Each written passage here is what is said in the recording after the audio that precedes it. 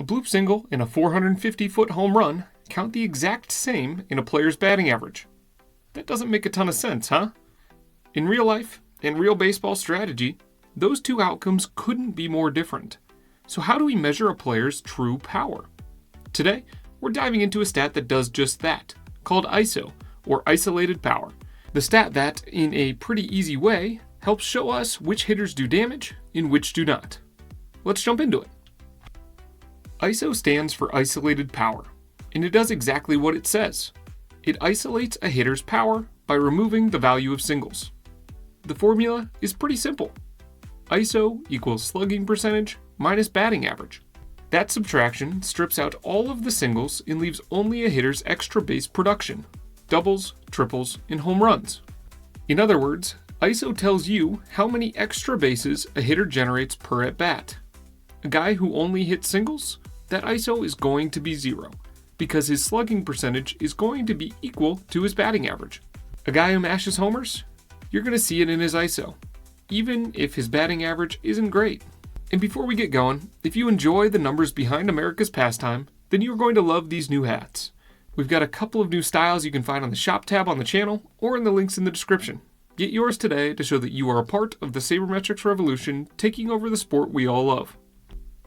Anyways, in order to fully understand ISO, and potentially some of its flaws, let's break it down step by step, starting with how slugging percentage is calculated. Slugging percentage is simply the total bases divided by a player's at-bats. So, a single equals 1, a double equals 2, a triple 3, and a home run 4. But as we talked about before, batting average counts all hits the same. So when you subtract average from slugging, you're essentially removing the singles and just isolating the extra base impact. Now here's where ISO separates itself from other stats. Slugging includes power, but it can also be inflated by a high batting average. A contact hitter who accrues a lot of singles will have a solid base of slug to begin with. Then OPS blends OPP and slugging. Useful, of course, but not focused on power. You can have a high OPS just by walking or getting on base a lot. The goal of ISO? It focuses only on extra base hits. No fluff, just damage. And because it is a rate stat rather than a counting one, you can start to get an idea of how frequently a player is doing damage, even if he isn't leading the league in doubles or dingers. Now that we understand what ISO is, here's a quick cheat sheet on how to read it.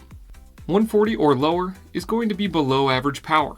You can think slappy singles hitters. 150 to 180 is going to be a solid power hitter.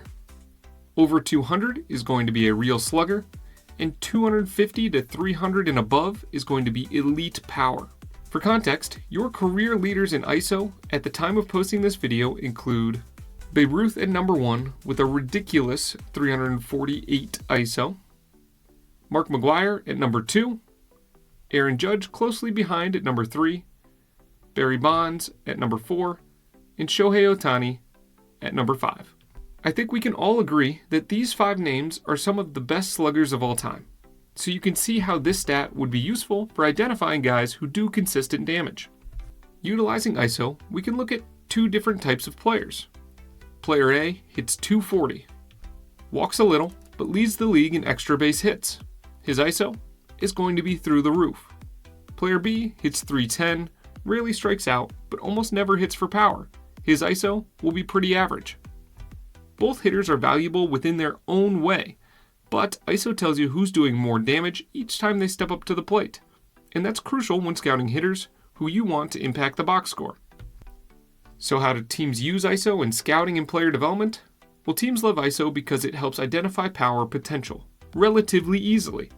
You might see a minor leaguer with modest home run totals, but if his ISO is climbing, that means he's consistently hitting more doubles and triples than league average.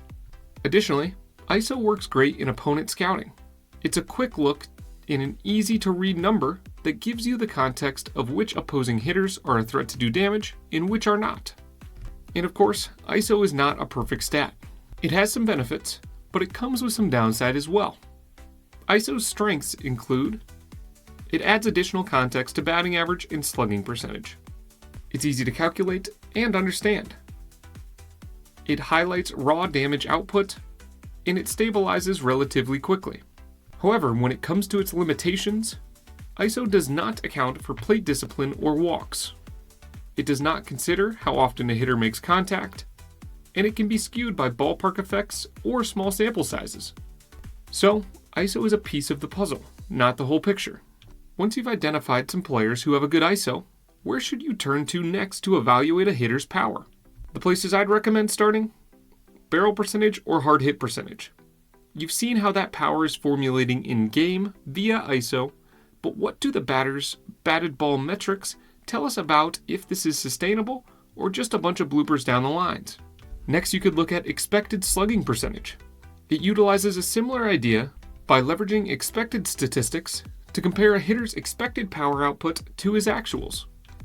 And finally, advanced stats like OPS or WOBA. These are more advanced stats to understand a hitter's full body of work. The best part? These stats all work together to tell you how to best evaluate a hitter. ISO is your starting point. The rest helps fill in the how and the why. So what have we learned here today? ISO is one of the cleanest, fastest ways to spot real power. It ignores walks, filters out singles, and goes straight to damage.